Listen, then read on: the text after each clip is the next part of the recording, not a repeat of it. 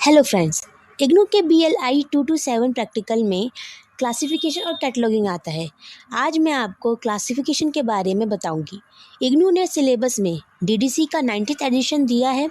वैसे तो DDC का लेटेस्ट एडिशन 23rd है, लेकिन दोनों में ज़्यादा अंतर नहीं है। 19th एडिशन में 3 वॉल्यूम है और 23rd एडिशन में 4 वॉल्यूम है। तो मैं आपको अभी 19th एडिशन के बारे में बताऊँगी जो हमारे सिलेबस में है। वॉल्यूम 1 में टेबल्स हैं, वॉल्यूम 2 में शेड्यूल है और वॉल्यूम 3 में रिलेटिव इंडेक्स हैं। वॉल्यूम 1 में 7 टेबल हैं, वॉल्यूम 2 में शेड्यूल है जो 00 से 999 तक दिया है और वॉल्यूम 3 में रिलेटिव इंडेक्स है। ठीक है, जिसे डिक्शनरी की तरह है, आप समझ सकते हैं। ओके, इन तीनों वॉल्यूम के बारे में आपको मैं डिटेल से बताऊंगी। सबसे पहले मैं आपको वॉल्यूम 1 के बारे में बताऊंगी। ओके, वॉल्यूम 1 के टेबल 1 में स्टैंडर्ड सब डिविजन्स, टेबल 2 एरियाज, टेबल 3 सब divisions of individual literatures, table 4 सब divisions of individuals languages, table 5 racial ethnic national group, table 6 languages, table 7 persons.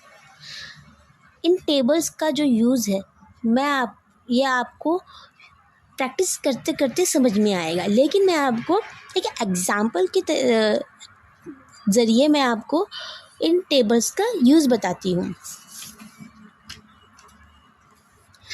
Example में हम लेते हैं पब्लिक लाइब्रेरीज़ इन तमिलनाडु। ओके, अब पब्लिक लाइब्रेरीज़ इन तमिलनाडु का क्लासिफिकेशन नंबर है 027.45482।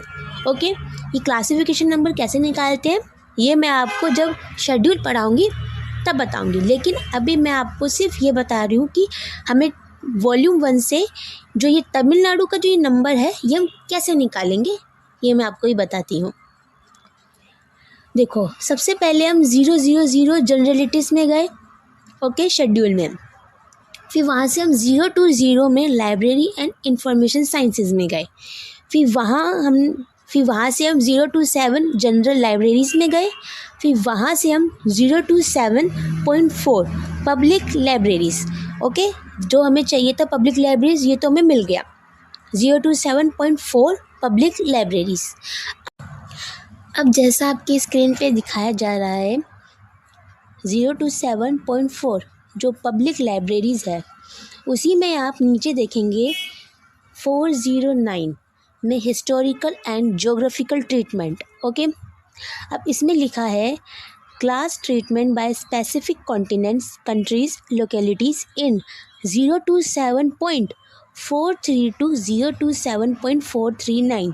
ओके, और इसी में ब्रैकेट में लिखा है 027.4093 to 027.4099 यूज़ नहीं करना है, मतलब ऐसे हमें नहीं लिखना है। ओके, तो देखो 43 से 49 के बीच में हमें बताया जा रहा है, तो इसी के जस्ट नीचे आप देखोगे 43 to 49 दे रखा है। ठीक है, आप जो यहाँ ये जो लिखा है इसको समझो। इसमें लिखा है, देखो तमिलनाडु जो है वो एक ज्योग्राफिकल एरिया है। ओके, तो यहीं पर हमें एक वो क्या कहते हैं हिंट मिल गया है कि हमें यहाँ पर कॉन्टिनेंट, कंट्री और जो लोकेलिटीज़ हैं हमें यहाँ पे उसका नंबर मिलेगा तमिलनाडु का। ओके, अब जो यहाँ लिखा है इसी में दिखाया हमें 43 से 49 के बीच में जाना है, उसी में हमें मिलेगा। तो ये रहा 43 से 49 हमें नंबर मिल गया, और इसी में लिखा है treatment of specific continent, countries और लोकेलिटीज़। ओके, जो स्पेसिफिक कॉन्टिनेंट है, कंट्रीज और लोकेलिटीज़, इन सब के हमें नंबर मिलेंगे, यानी ट्रीटमेंट मिलेगा। और उसी के जस्ट नीचे आपको मिल रहा होगा ऐड, यानी अब हमें यह ऐड करना है एरियाज़। नोटेशन, यानी नोटेशन को नंबर कहते हैं। ठीक है, DDC में तो नोटेशन 3 to 9 फ्रॉम टेबल 2, यानी टेबल 2 से 3 to 9 जो नंबर्स हैं उन्हीं के बीच में 3 से लेकर 9 के बीच में जो भी नंबर मिलेगा आपको, आपकी लोकेलिटी या स्पेसिफिक कॉन्टिनेंट या कंट्रीज़, ठीक है, इनमें 3 से 9 के बीच में जो भी आपको नंबर मिलेगा वो आपको इसमें 027.4 में जोड़ देना है। अब ये 027.4 जो है ये बेस नंबर मिल गया है। ओके, इसमें हमें जो 3 से लेकर 9 के बीच में जो भी हमारा तमिलनाडु का नंबर आएगा वो इसमें हम ऐड कर देंगे। ओके, की स्क्रीन पे टेबल 2 एरियाज़ दिख रहा होगा। ओके, ये वॉल्यूम 1 का पार्ट है, टेबल 2, जैसे मैंने आपको बताया था नाम।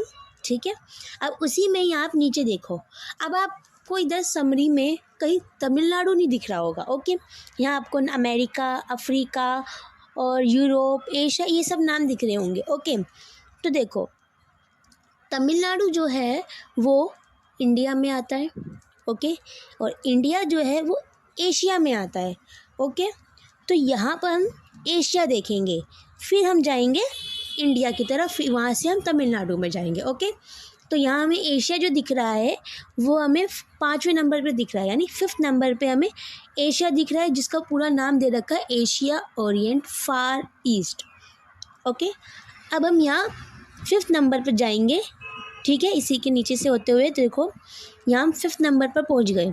आपकी स्क्रीन पे 5th नंबर दिख रहा होगा, शो हो रहा होगा नीचे की साइड, एशिया ओरिएंट फार ईस्ट। ओके, तो जब हम इसकी समरी पे जाएंगे तो इसकी समरी पे आपको इंडिया दिख रहा है। कौन से नंबर पे?